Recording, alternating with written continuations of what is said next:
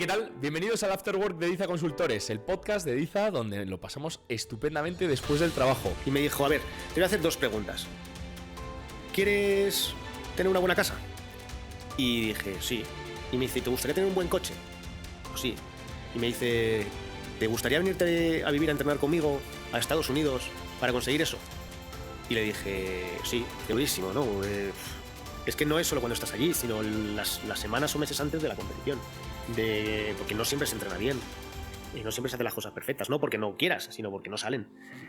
Entonces, bueno, pues hay muchísimos altibajos, sobre todo cuando sabes que se acerca. Y luego una vez que estás allí, pues imagínate. Imagínate, es una tensión diaria. No sé, yo creo que hay muchas cosas positivas dentro del deporte.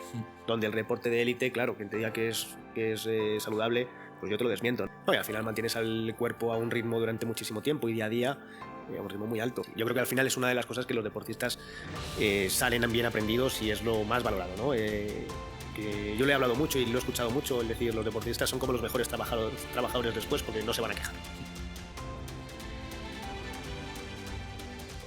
Hoy tengo la suerte de tener a un medallista olímpico español, un auténtico fenómeno del patinaje artístico y que hoy hemos tenido la suerte de tener aquí. ¿Qué tal estás, Javier? Bienvenido. Muchas gracias. Ha sido, vamos, a mí me llevo todo el día ilusionado porque vinieras. Yo me acuerdo cuando te vi de pequeño, pues con tus exhibiciones y con tus campeonatos de patinaje, que lo veíamos en casa, te seguíamos bastante y lo hemos comentado todos en la oficina y estábamos todos bastante ilusionados de que vinieras y de que podamos escuchar tu historia y cómo, bueno, pues cómo has construido tu carrera y cómo la hiciste.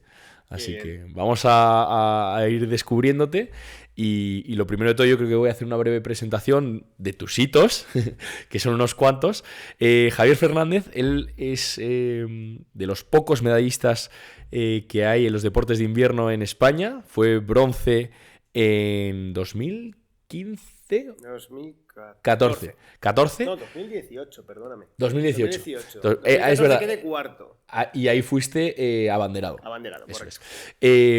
Fue medallista con un bronce, el único bronce en patinaje artístico por España, y luego ha sido innumerables veces campeón del mundo, campeón de Europa y de España, y bueno, pues un personaje ya famoso en España gracias al patinaje, que es algo poco habitual.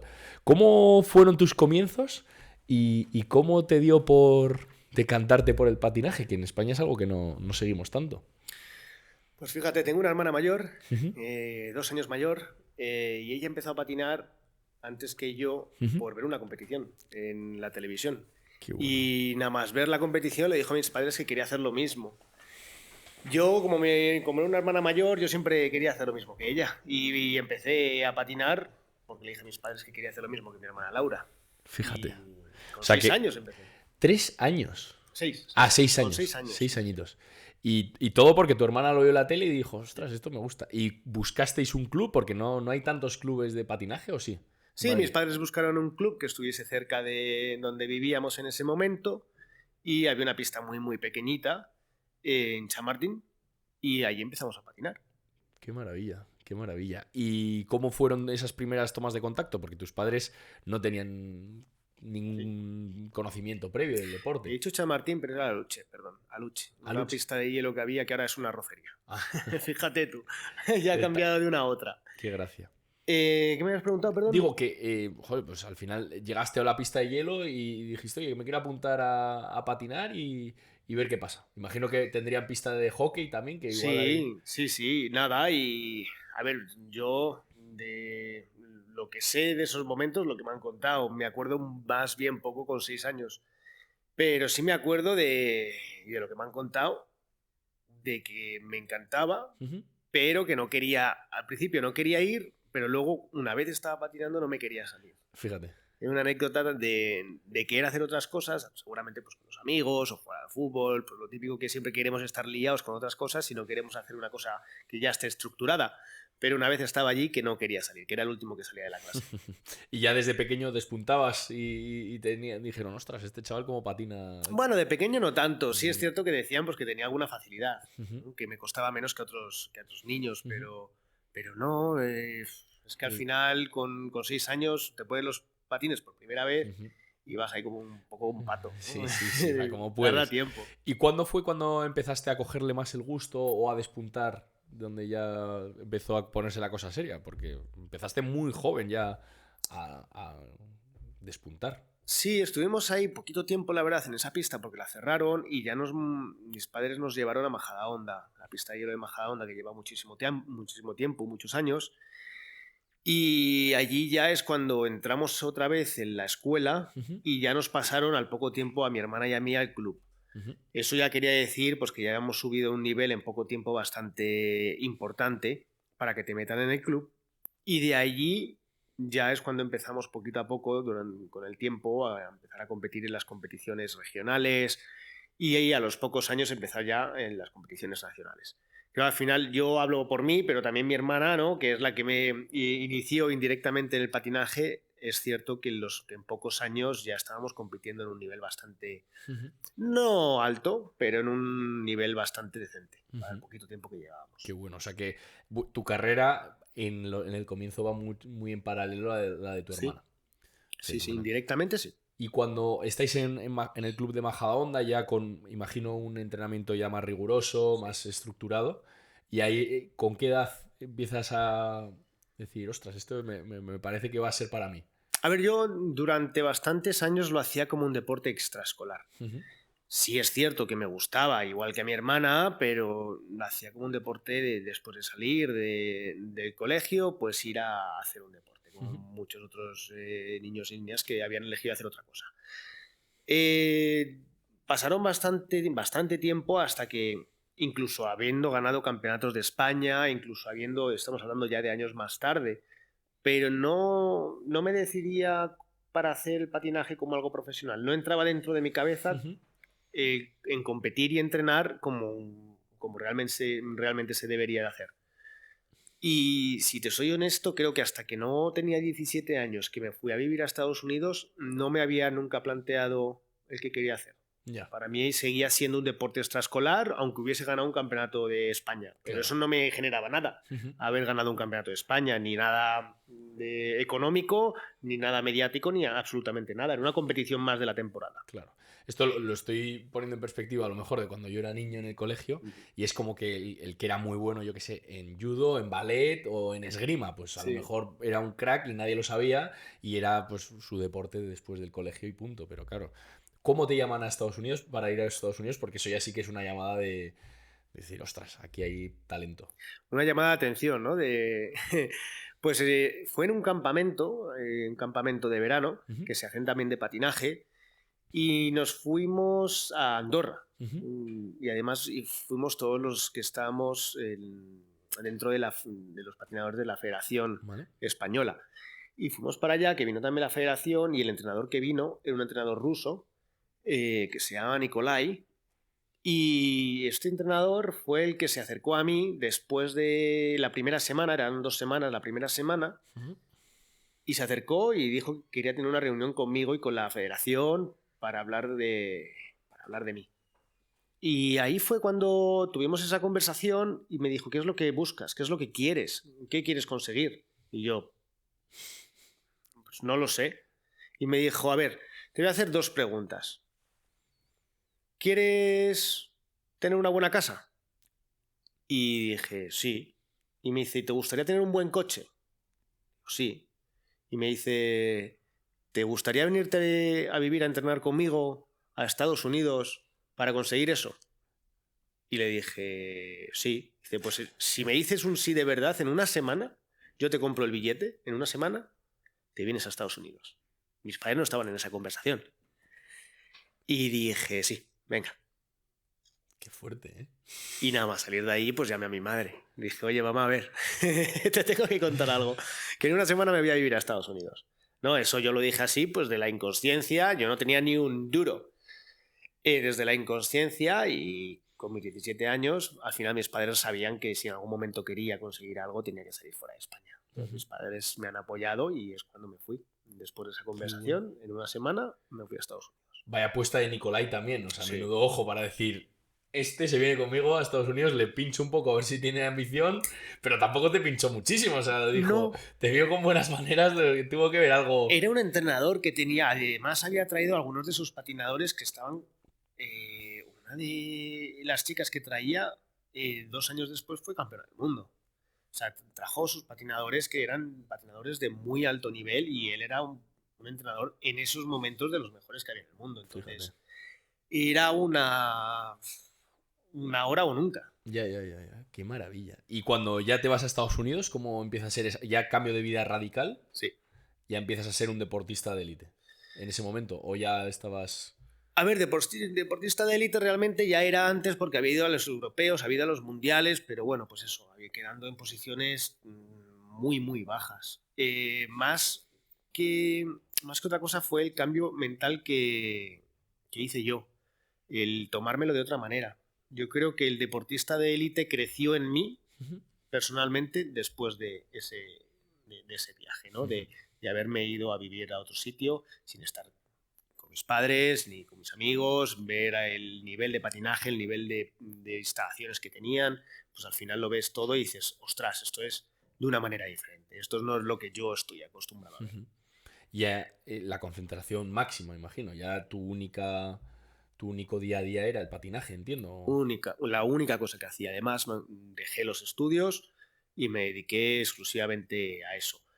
No sé si en ese momento seguramente lo había, lo que era pues, el instituto por internet, ¿no? Que allí en Estados Unidos sí lo hacían, seguramente aquí también, pero no sé, nunca lo llegamos a mirar. Ahora sí es cierto que es algo muchísimo más común después de todos de este tiempo, entonces a lo mejor podría haber seguido, pero yo dejé el instituto donde lo había dejado y luego ya el momento que volví a España ya lo recuperé. Ujú. Qué bueno. Y ahí en Estados Unidos te sorprende todo, las instalaciones, imagino que el Brutal, apoyo, sí. el seguimiento. ¿Y tú cómo pasa a ser tu rutina en esos primeros momentos? Bueno, una rutina bastante cómoda. ¿Sí? Sí, bastante cómoda. Eran entrenamientos duros, eran entrenamientos, bueno, pero es al único que me dedicaba. No tenía Actividad. otra actividad, otra desconexión, que más que estar en casa e ir a entrenar. Entonces era algo súper cómodo. Me despertaba y iba a entrenar, volvía a casa, me iba a volver otra vez a entrenar, volvía y ya estaba otra vez en casa. No, y tampoco salía, tampoco hacía ningún plan. Era algo cómodo, sencillo y solo para entrenar. Ya Claro. está, O sea que no. los entrenamientos sí eran duros, pero la rutina, tu día a día era cómoda. Era cómoda. Claro, Era cómoda. nosotros, yo creo que a lo mejor pues, se piensa en un deportista de ese nivel y lo que se imagina es que está todo el día entrenando, pero claro, no puedes estar porque si no te cansas te Imposible, lesionas, necesitas, lo más importante del entrenamiento imposible. muchas veces es el descanso. Y nosotros además, no sé, a ver, conozco muchos deportistas de diferentes deportes, pero este deporte cansa excesivamente de una manera diferente. ¿Sí? Por estar encima de los patines, con el frío, cansa de una manera diferente. Por eso no podemos entrenar más de 1 hora y media sin Seguida, parar, sí. seguida. Entonces lo que se hace son entrenamientos muy reducidos, Ujú. pero muy intensos. Entiendo. Entonces sales de 1 hora y media y parece que te han pegado una paliza. Em, y al final, pues después de hacer 2, 3 entrenamientos al día, llegas a casa y estás hecho un trapo. Claro. Entonces, al final, yo por lo menos lo que quería hacer era descansar y estar tranquilo, oye, entretenerte con tus cosas en casa y ya está.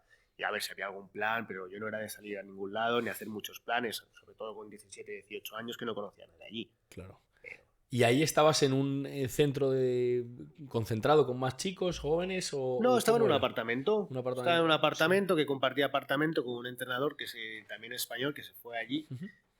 también a dar clases allí. Y ya está, estábamos los dos. Muy bien. Ya está. Y de ahí, con 17 años que estabas en Estados Unidos, ¿ya te planteas volver al Campeonato del Mundo? Sí. ¿Y qué pasa ahí? Con 17 Sí, años. con 17, 18. A ver, todavía era un poco regulero, ¿eh? Pero sí es cierto que se había notado un poco con los nuevos programas que me montaron, los nuevos trajes y el Ujú, entrenamiento que habíamos hecho, ya se había notado como un ujú. cambio en positivo del trabajo que habíamos hecho. Y ya era como, ¿quién es este español que ha traído como estos programas y está patinando bien? ¿Quién es? Era como el inicio ¿de quién era? ¿De quién era el español este si no ¿Qué había... hace aquí un español que que- no es la que- primera vez que viene un español a patinar, ¿no? A ver, había habido más, siempre ha habido patinadores, pero como alguien que como que había repuntado, ¿no? Que alguien que... Y era como el inicio de esa conversación.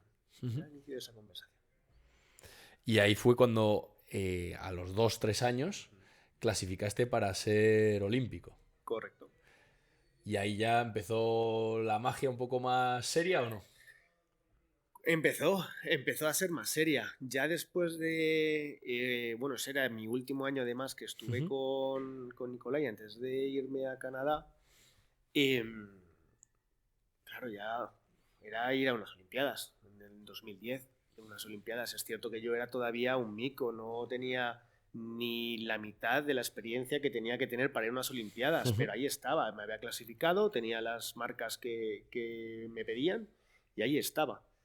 Es que claro, yo era consciente de que era inviable pensar en una medalla.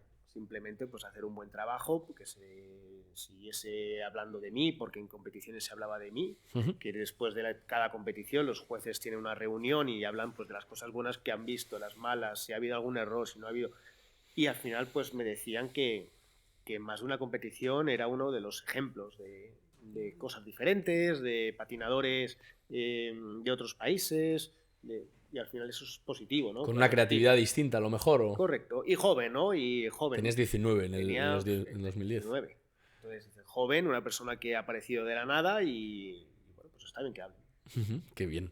Y ahí, esas Olimpiadas marcaron, o sea, cambió un poco tu perspectiva del deporte y tu proyección. ¿O, se fijaron más en ti o cómo fue el desarrollo? Bueno, fueron unas Olimpiadas que para mí sobre todo era una experiencia, ¿no? Para mí yo creo que eso me generó y me hizo pensar que lo que estaba haciendo era por lo menos en buena dirección. No cambió gran cosa más que en mí, realmente, y en las ganas de querer hacer un poquito más. Ujú. Entonces sabía que estaba en un equipo que estaba muy a gusto, la verdad es que estaba a gusto, del tema de competición, pero luego empezaron a venir un poquito más los problemas con el tema de los viajes, porque con este entrenador Nicolai, para las Olimpiadas de Rusia, que se hicieron Sí. 4 años después, se lo llevaron a Rusia. Entonces nosotros nos tuvimos que ir a vivir con él. Bueno, vivir con él. Nos ofreció si queríamos ir a Rusia también y Ujú. seguir trabajando. Y allí nos fuimos pues casi todos los patinadores que estábamos con él. Y ahí es cuando empezaron un poquito más los problemas porque no solo era estar en Rusia, luego estuvimos en Italia, luego estuvimos en Letonia y era un poco estar en tierra de nadie. Ujú. Y de hotel en hotel y de residencia deportiva en residencia deportiva. Y ahí ya es cuando llegó el momento que dije, ya está, no puedo seguir con esta vida. Ya. ¿Y ahí dónde te fuiste a continuación? Y ahí estuve un verano aquí en Madrid y después de ese verano me fui a Canadá, A Canadá. a entrenar a Canadá, que ahí es donde estuve los últimos 8 años que estuve patinando.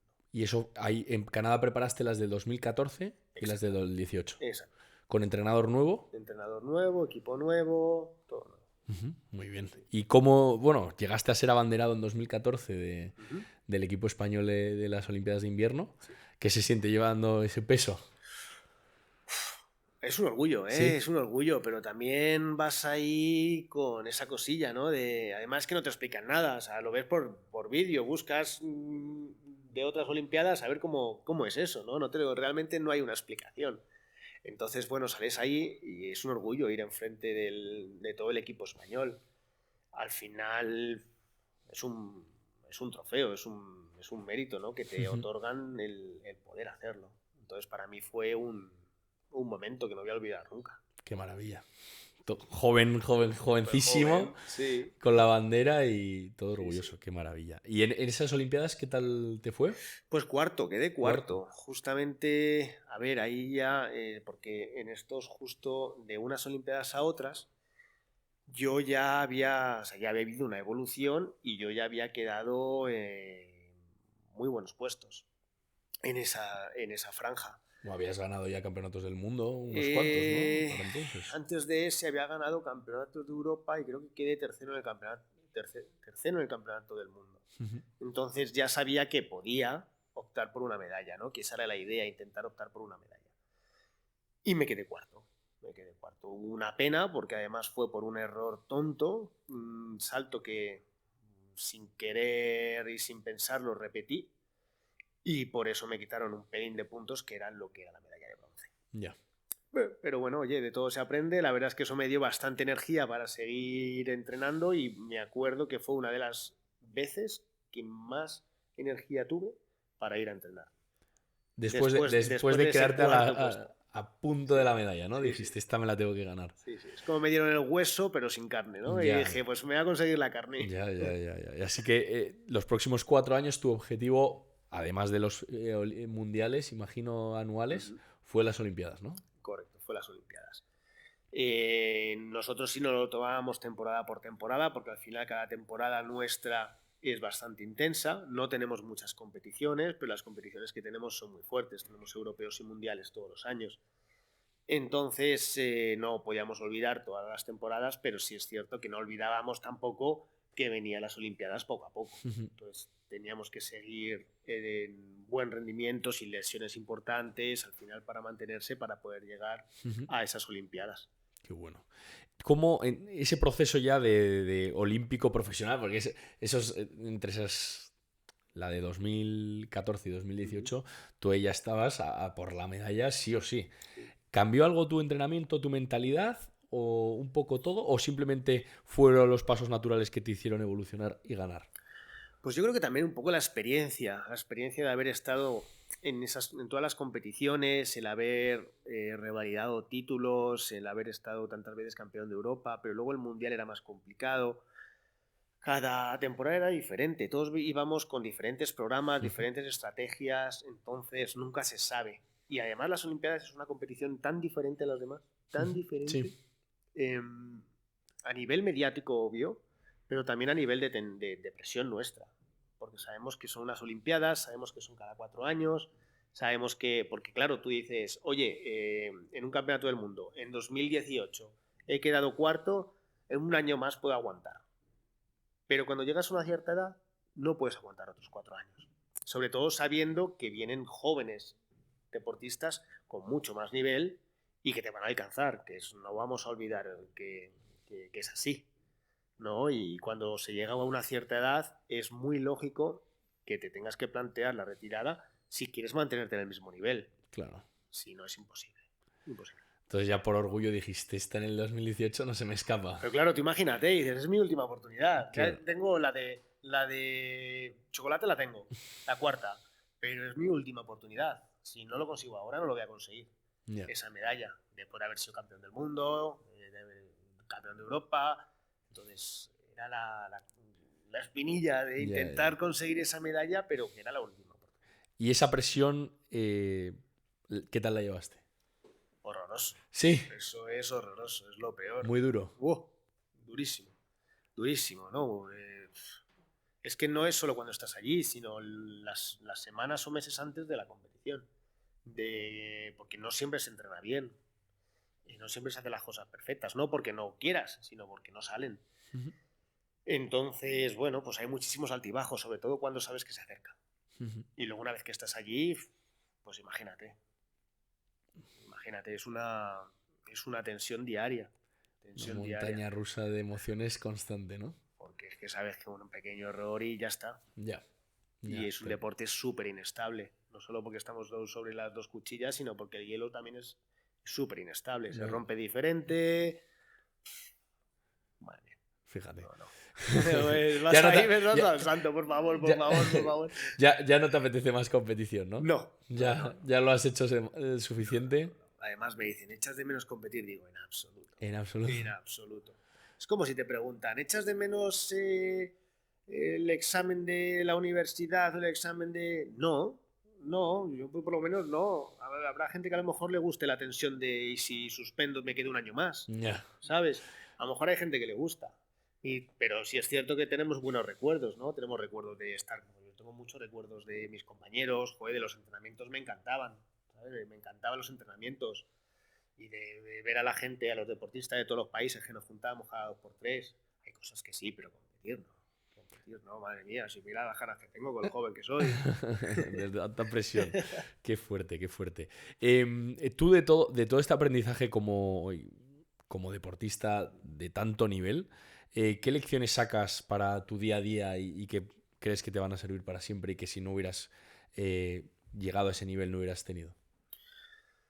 Pues mira, yo creo que eh, una de las cosas que no sé si es algo positivo o negativo, yo no sé lo que es el dolor ya. O sea, el dolor es algo secundario. Em, entonces me puedo pegar 24 horas despierto trabajando y no pasa nada.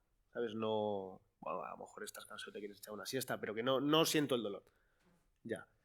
De todos estos años. Entonces creo que al final, o yo que sé, nunca jamás me he retirado de una competición estando lesionado, estando malo. O sea, yo estoy malo, me pongo malo y no paro mi día a día. Te da Yo hago igual. lo mismo. Hago lo mismo. Porque es Entonces, lo que has hecho durante los últimos 15 años. exacto. Nunca, o sea, en estos años de competición que has estado, o sea, nunca has parado ni un segundo, o sea, habrás tenido A ver, lesiones algunas lesiones pequeñas pequeñas sí, pero nunca me he retirado de una competición. O sea, nunca he dicho no voy porque estoy lesionado. O sea, yo he y te lesionado de todas apetecía las igual maneras algo. posibles. Bueno, no, pero que al final dices, joder, he estado entrenando y me lo está currando y porque se me caiga el moco o, ¿sabes? O me duela el pie bastante, ¿no? Siempre lo he intentado y al final siempre lo he conseguido. De unas maneras o de otras, a lo mejor si no hubiese estado mal o hubiese patinado mejor, bueno, pues a lo mejor, pero ahí estaba, ¿no? Y eso es una cosa que al final luego te crece por dentro y dices, joder, no te puede parar, entre comillas, nada. Tienes, vamos, la capacidad de sacrificio brutal. Sí, yo creo que al final es una de las cosas que los deportistas salen bien aprendidos y es lo más valorado, ¿no? Que yo le he hablado mucho y lo he escuchado mucho, el decir, los deportistas son como los mejores trabajadores después porque no se van a quejar. Ujú, ujú.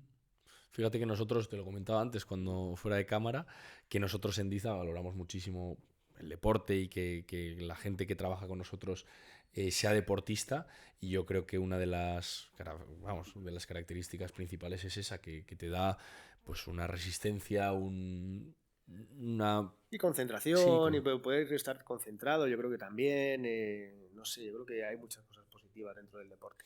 Donde el deporte de élite, claro, que te diga que es saludable, pues yo te lo desmiento, ¿no? claro, yo creo que eso Pero es así totalmente, porque no en el deporte de alto rendimiento pues tienes la competición como máxime, y como es un día, en un momento, a una hora y solo puedes ir esa vez, pues no puedes fallar nunca. claro, Entonces eso no es... Hay veces que puede ser sano, pero hay otras muchas veces que puede ser que no lo sea. no. No, y al final mantienes al cuerpo a un ritmo durante muchísimo tiempo y día a día a un ritmo muy alto. Al que no está, para el que no está hecho. No. O sea, ¿tú crees que nosotros nacimos para estar con unos patines Ya, pegando saltos? No, nosotros nacimos para otra cosa, claro. pero bueno, al final es eso. Pero sí, por una parte el deporte es muy saludable, pero el deporte de alto rendimiento, uf, Durante una época y sí, para unos privilegiados. sí, sí. Muy bien. Y de todas tus vivencias internacionales, ¿qué experiencias tienes así más interesantes? Porque has vivido en muchos sitios, has patinado en Joder. medio mundo y has conocido muchas culturas gracias al patinaje, que a lo mejor, pues, por la afición que hay o que no hay en España, te has dado cuenta que en otros sitios sí la hay, ¿no? No lo sé, habrá muchísimas. Una de las experiencias, o más que experiencia, una de las anécdotas que siempre me acuerdo, el patinaje es un deporte súper respetuoso, Ujú. donde todos los fans ya puede ser de un deportista o de un país, siempre van a respetar a los de los otros países. Yo, por Qué ejemplo, bueno. ahora que vengo, lo sabes, de Japón hace poquito, Sí. allí hay personas que se llevan pancartas de todos los deportistas, con todos Y los según nombres vas de todos los saliendo, patinadores. le ponen una pancarta. O Sí, sea, son fans del... son fans del puro deporte. Qué bueno. Qué Eh, sano eso, ¿eh? sí. Y a lo mejor, pero tú imagínate, claro, a lo mejor he hecho alguna exhibición, que no es una competición, que competición también pasa, y hago una exhibición y veo 100 banderas de España. Y estoy haciendo una exhibición en Japón con japoneses. Y ellos son los que se preocupan de comprar una bandera y llevarla para apoyarte. Sí, Qué gracia, qué bueno. sí. Jolín, eso es súper inspirador. Sí. Es increíble, es increíble. Es una de las cosas que no sé si tendrán muchos otros deportes, pero este es increíble. Y luego el respeto que hay, ¿sabes? Que sobre todo en una competición, Ujú. el silencio que hay en una pista de hielo que a veces da miedo, Sí. como deportista da miedo, que al final te estén mirando 10.000 personas y que de repente todo el mundo se calle y estás tú esperando que suene la música. Pero está siempre el respeto de respetar el deportista, Ujú. de la actuación, y yo creo que se respeta mucho más la actuación y lo que ha interpretado o el programa que ha hecho que del país que venga. O sea, lo importante es la exhibición y no de donde sea. Eso lo que demuestra es que no hay fanatismo sobre unos u otros. Que los hay, pero yo creo que a un nivel muchísimo más Sí. reducido. Hombre, igual si tú está tu madre ahí y te dice, venga, Javi, vamos. Te apoya como al que más, Pero eso sí. vamos. Pero el resto, pues, son más respetuosos. ¿Qué diferencia con otros deportes que son mucho más seguidos, sobre todo Sí, en España, y que no, por desgracia, pues fanatizan mucho más y hacen sí. que haya enfrentamientos? Qué pena y, bueno, pues una lección que hay que aprender del patinaje y de otros deportes, a lo mejor menos mediáticos. Eh, ¿Ahora qué estás haciendo? ¿Qué te gusta hacer después de haber colgado los patines? Bueno, ya he comentado, ¿no? Que hago exhibiciones, sigo haciendo algunas exhibiciones. Por aquí, por España, no. Las hago más en la zona de partes de Europa, pero también en Asia.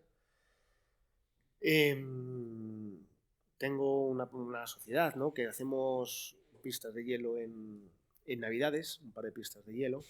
Aquí hacemos Sí, un en año Colón, algo en ¿no? Colón, correcto, en Colón, y luego llevamos un par de años haciéndola en Torrejón, las Vale. mágicas Navidades. Y tengo con un socio. Y luego ya es dar clases. Estoy cada vez dando más clases a deportistas. No tengo una escuela consolidada, tengo un nombre de una escuela, de una academia, pero con esa academia me muevo por diferentes países a ayudar a diferentes patinadores, Ujú. a diferentes entrenadores, y con eso pues al final tengo trabajo Qué bien, sin, qué bien. vamos, sin Pero parar. es un trabajo de tecnificación muy específico Sí. oye, quiero pulir esto, ayúdame y prepárame un plan, o cómo es más. Sí, normalmente, sobre todo si me lo piden Sí. directamente, lo que son entrenadores, que no es un campamento, no es un seminario, sí es algo muchísimo más específico. Es algo realmente algo más de alto nivel, ¿no? Oye, vente, nos echas una mano, miras a los niños, ves a ver si puede mejorar algo, ¿no? Esa es una parte de trabajo. Luego la parte de campamentos y seminarios ya es un poquito más general, Ujú. ¿no? Si ponemos un límite al final de nivel, ¿no? Pero puede venir de muchos niveles diferentes. Y ahí ya es un trabajo más también de enseñanza a los entrenadores para que vean cosas, para que las vayan trabajando, ¿no? Que podrían mejorar. Y también para los niños, que luego se lo pasan como, vamos, se lo ¿No? pasan. Tú tienes Yo, que ser como, famosete yo en me el. acuerdo de cuando me iba a la granja escuela. Pues imagínate, era como la granja escuela, pero patinando, ¿no? Tiene que ser, bueno, yo lo hacía también de pequeño estos Sí. campamentos. Tú ahí tienes que ser la referencia que todos te admiran un montón, digo yo, ¿no? Sí, sí, hombre, al Les final. tiene que hacer una ilusión tremenda a los Luego una niños. parte también la que hacemos con la academia, que se me ha olvidado, es que aunque cambiemos de entrenadores, que lleve yo, que al final organizo un poco qué entrenadores vienen, a ayudarme a mí también, porque no puedo estar con tantos niños a la vez, es eso, llevamos la misma técnica, aunque sean diferentes entrenadores, ¿no? Entonces, a lo mejor sale un campamento en México, Ujú. ¿no? Y hablo con entrenadores que sé que trabajan más o menos como yo, hacemos un buen grupo y vamos para ahí, damos esas 2 o 3 semanas de campamento. Ujú. Y siempre, o sea, no, como has dicho antes, no siempre tiene por qué ser súper atletas. A veces hay niños que están Correcto, empezando. Muy bien. correcto. Y en estos proyectos, ¿te gustaría seguir vinculado o acercarte a la competición? A ver, sí, por una parte, este último año he estado un poquito más cerca de la competición porque tengo un amigo que tiene una academia en Francia, entonces voy para allá de vez en cuando necesita, y pues también me manda con los niños a alguna competición. Pero me gustaría, en un futuro sí es cierto que me gustaría. A ver, me hubiese gustado estar más centrado en un club o en una academia desde hace ya años, pero ha sido inviable, ha sido imposible. Lo he intentado, ¿eh? ¿Y por qué motivo? Porque ¿quién va a poner el dinero? A ver, Ya. ¿sabes? Me refiero, las pistas de hielo al final son privadas. Y aquí en España todavía no tenemos aprendido que un deporte como el patinaje sobre hielo, o como el hockey, o como Ujú. todas las disciplinas que se pueden hacer, podamos tener un ritmo de alto rendimiento. Ujú. Porque al final lo que necesitamos tener primero es que la pista sea rentable. Entonces, ¿quién cambia un formato sin tener un seguro? Esa es la idea, ¿no? Y por eso las pistas no se quieren meter en algo más específico porque tienen miedo. Ya. No hay pista de hielo pública en España todavía, no hay pista de hielo en ningún centro de alto rendimiento todavía, entonces se complica mucho más. Claro. O sea que el tema dices que es que no. O sea, en España no hay una escuela potente. Al final es un Y- deporte pues de diversión, un deporte de hacer un fin de semana, es un deporte, pero no se ve como un deporte de alto rendimiento. Ya. Bueno, pues ahí estás. ¿Y tú te apetece cambiarlo? Yo estoy ya cansado. Estás Estoy cansado. He tenido más reuniones que el Papa Ya. de reuniones para intentar hacerlo. Y al final es que se hace tan cuesta arriba y que al final dices, oye, pues si hay una oportunidad, alguien quiere hacer una pista de nueva, eh, fíjate, si voy y hago la academia, yo me consigo para llevar los sponsors, yo me consigo para... O sea, no pasa nada.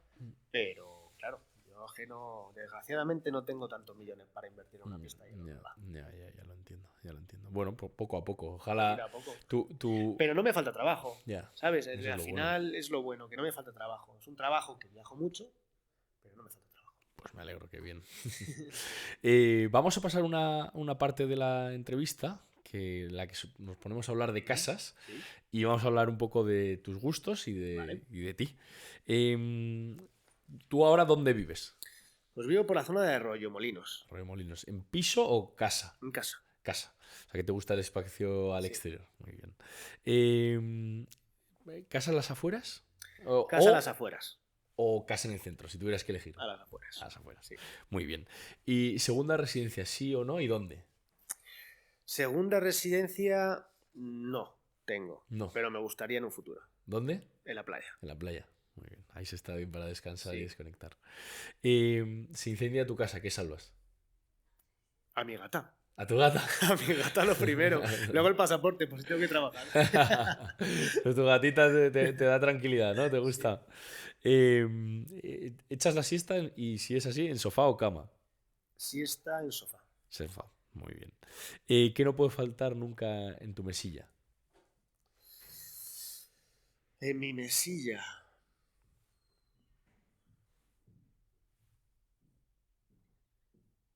¿De la cama? No lo sé. Joder, es que normalmente no suelo tener nada. Nada. Mando la televisión El mando.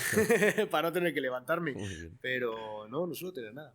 muy bien. Si pudieses vivir en Madrid, ¿Sí? en un barrio como el barrio Salamanca, donde estamos ahora, ¿qué preferirías vivir? ¿En un edificio clásico con vistas a uno moderno o en un edificio moderno con vistas a uno clásico? Moderno con vistas a uno clásico. Sí, ¿no? Las comodidades y la vista bonita. Sí. Fenomenal. Una pregunta, antes de que se me olvide, volviendo a lo anterior, Sí. para los aprendices o los chavales que estén iniciándose en el mundo del patinaje, ¿qué les dirías para que sigan y que persistan? Pues que han elegido uno de los deportes más difíciles del mundo. Tengo que empezar por eso. Pero que es uno de los deportes más bonitos.